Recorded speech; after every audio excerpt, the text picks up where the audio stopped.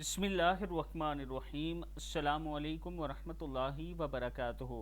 غیبی مدد کے نظارے اپنی آنکھوں سے دیکھیں۔ کوئی ایسا کام جو حل ہوتا ہوا نظر نہ آ رہا ہو، رزق، جادو جنات، میاں بیوی میں صلح یا دنیا کا کوئی بھی مسئلہ ہو، صرف 25 بار ہر نماز کے بعد انصرنا فإنک خیر الناصرین پڑھیں۔ انصرنا فإنک خیر الناصرین پڑھیں، اللہ تعالیٰ آپ کی مدد فرمائے گا۔ مزید 4 دعائیں بھی میں نے آپ کو سکھانی ہیں، ویڈیو کو اینڈ تک ضرور دیکھیے۔ سید الاستغفار: اللہم انت ربی لا الہ الا انت خلقتنی وانا عبدک وانا علی عہدک ووعدک۔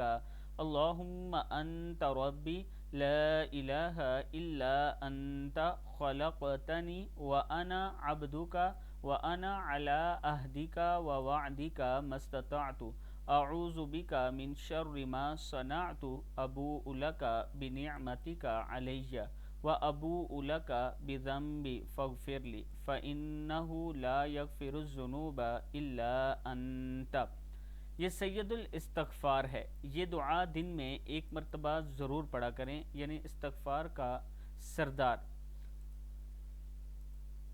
اگر آپ چاہتے ہیں کہ بیماری آپ کے قریب نہ آئے تو رسول اللہ صلی اللہ علیہ وآلہ وسلم نے فرمایا، جس شخص کی موت کا وقت ہی نہ آ چکا ہو، اس کو اس دعا کی برکت سے اللہ تعالی شفا عطا فرماتا ہے۔ اسأل اللہ العظیم رب العرش العظیم، با کے اوپر پیش ہے، رب العرش العظیم ان یشفیک، میں عظمت والے اللہ اور عرش عظیم کے رب سے سوال کرتا ہوں کہ وہ تجھے شفا دے۔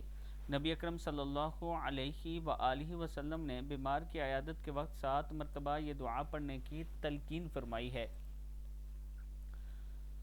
آپ صلی اللہ علیہ وآلہ وسلم نے فرمایا، جو شخص رات کو اٹھے اور یہ دعا پڑھے، لا الہ الا اللہ وحدہ لا شریک لہ، لہ الملک ولہ الحمد وہو علی کل شیء قدیر، الحمد للہ وسبحان اللہ ولا الہ الا اللہ واللہ اکبر ولا حول ولا قوۃ الا باللہ۔ کہے پھر کہے، اللہم اغفر لی، اے اللہ میری مغفرت فرما۔ یہ دعا کرے تو اس کی دعا قبول کی جاتی ہے۔ اگر اس نے وضو کیا تو اس کی نماز مقبول ہوگی۔ وضو کرتے وقت آپ نے یہ دعا پڑھنی ہے۔ ایک مختصر سی دعا وضو کے درمیان حضور اکرم صلی اللہ علیہ وآلہ وسلم سے ثابت ہے۔ یہ دعا پڑھیں، اللہ تعالیٰ آپ کے رزق میں اضافہ فرمائے گا۔ اللہم اغفر لی ذنبی ووسع لی فی داری وبارک لی فی رزقی۔ وضو کرتے وقت 1 سے زائد مرتبہ آپ یہ دعا پڑھ سکتے ہیں۔ اللہ تعالیٰ کے حضور یہ دعا کیا کریں کہ اللہ تعالیٰ ہمیں دین پر چلنے والا بنائے۔ اللہ تعالیٰ ہمارے جتنے بزرگ آج تک فوت ہو چکے ہیں، بچے فوت ہو چکے ہیں، ان تمام لوگوں کو جنت الفردوس میں اعلیٰ جگہ عطا فرمائے، آمین۔